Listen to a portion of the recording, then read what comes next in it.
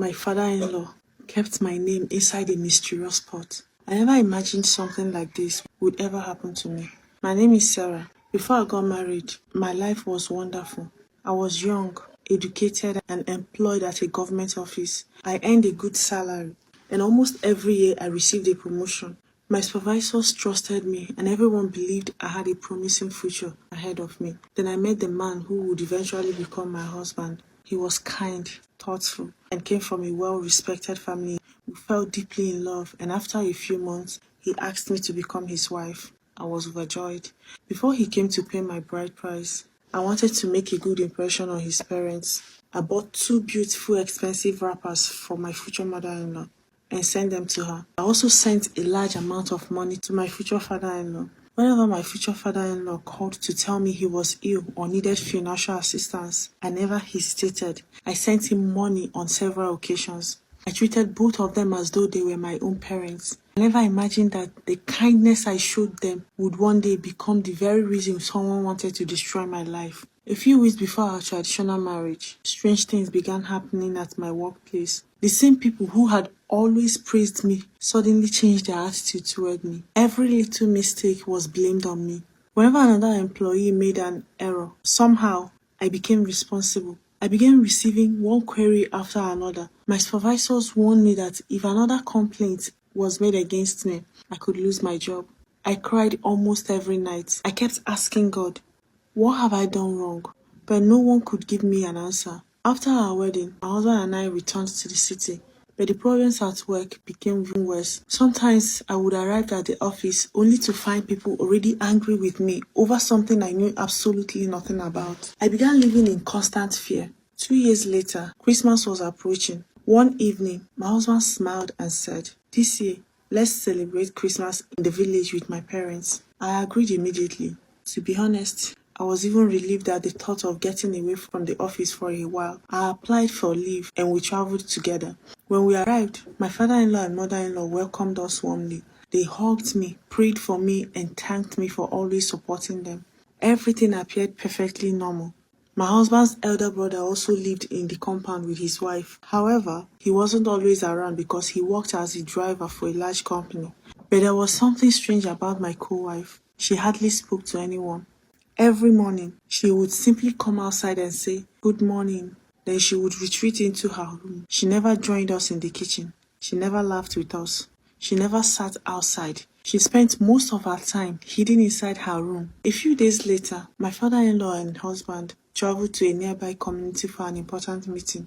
My mother-in-law also went to the market. That left only my quiet co-wife and me at home. I decided to sweep the compound while everyone was away. As I was sweeping near the gate, an elderly woman from the village quietly called my name. I recognized the face, although we had never spoken before. She looked around cautiously before speaking. "My daughter, come." I walked toward her. She took my hand firmly. Then she whispered, "Did you make any inquiries about this family before you married into it?" I smiled. "No, Mama. I married because of love." The old woman slowly shook her head. Then she glanced behind her to make sure no one was watching. "My daughter, open your eyes. Pay close attention to everything that happens inside this compound. If they prepare food when you are not around, don't eat it. If anyone makes your bed before you return, shake the bed sheet thoroughly before sleeping. Be careful about what you drink. Be careful about what you touch. And be careful about who smiles at you." My heart began pounding. I asked, "Mama, why are you telling me all these things?" She refused to answer. Instead, she spoke quietly. "When you finally understand this family, you will remember what I told you." Then she pointed a finger at me. "And never tell anyone that I spoke to you. If they ask, I will deny everything." Before I could ask her another question, she turned around and disappeared down the dusty village road. I stood there completely confused. I had no idea that before that day was over, I would uncover a secret that would change my life forever. The old woman's warning refused to leave my mind. I was frightened, but I kept telling myself not to overthink it. Maybe she was simply trying to scare me. I shook off the thought and went into the kitchen to prepare food before everyone returned. The kitchen was well stocked with almost everything I needed, but there was no meat or fish. That was when I remembered something my father-in-law had told me earlier that morning.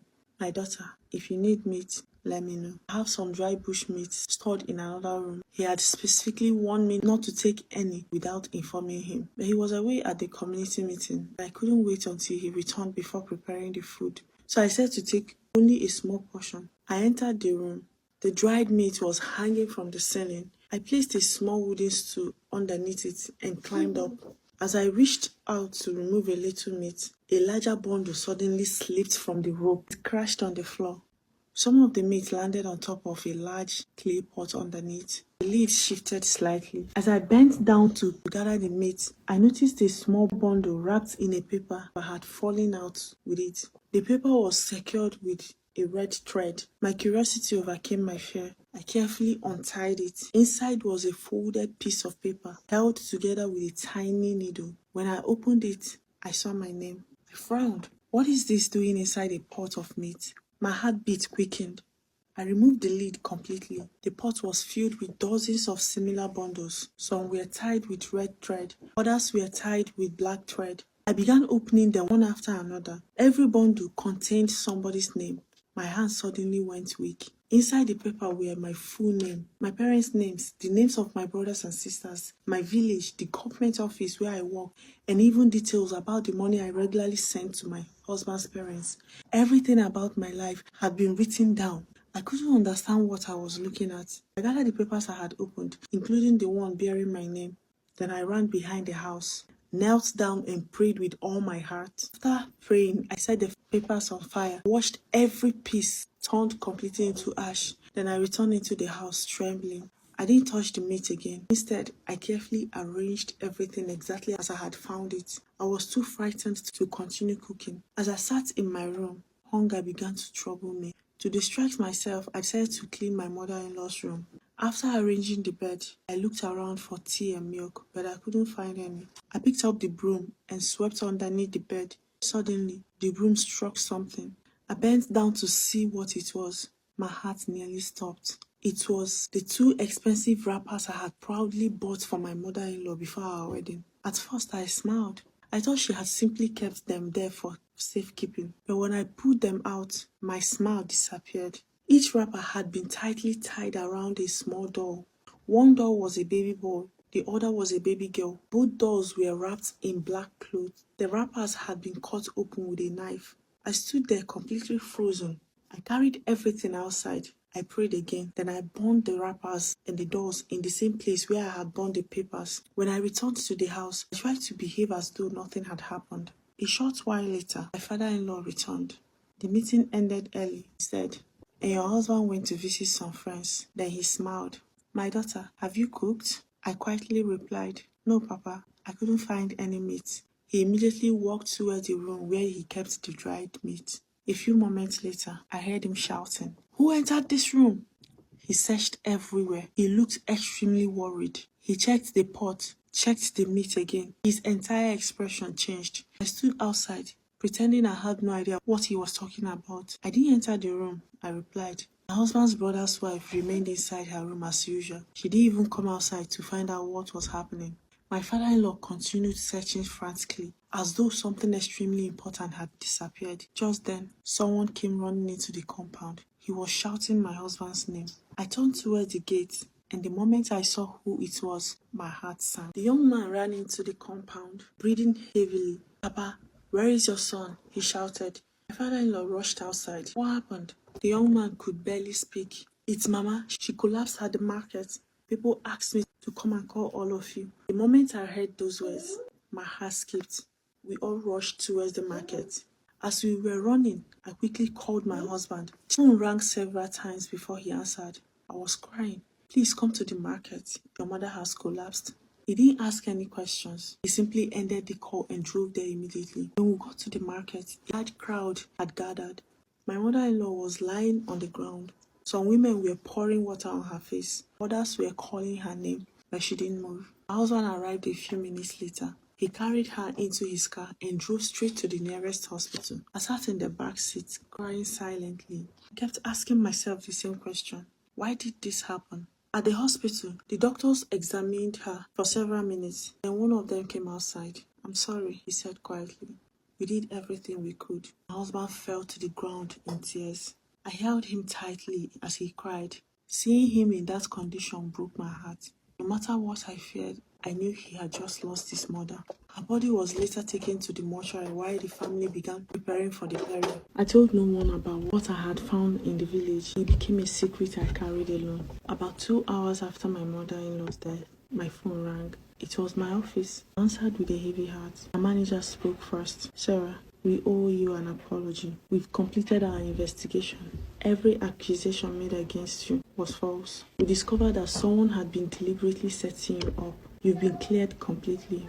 I was too shocked to speak. Then he continued, there is another piece of good news. For the past 2 years, your promotion was delayed because of those false reports. The management has now approved your promotion.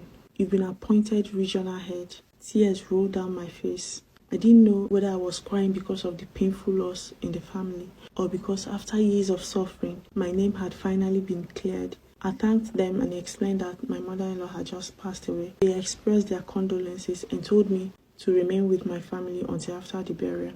They even emailed the promotion documents for my signature. I signed them immediately. 3 months later, after my mother-in-law was buried, my husband and I returned to the city. From that day, everything changed. The problems at work disappeared completely. Nobody accused me again. I settled into my new position, and for the first time in years, I felt peace. But inside my heart, the memories of that village never left me. One evening, I looked at my husband and said quietly, I think we should end this marriage.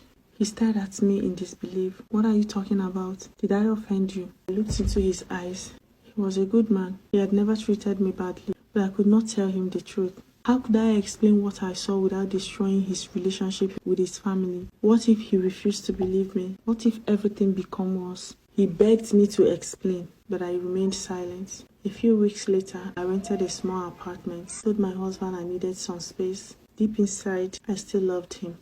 But I was afraid to tell him that all my 5 miscarriages was caused by his parents. I've sent divorce papers for my husband to sign, but he refused to sign it. I thank God for saving me, but this marriage won't continue again. Guys, what do you think about this story? Would you have told your husband the truth or keep it to yourself forever? Let me know your opinion in the comment section. And thank you so much for watching. I'll see you in my next one. Bye.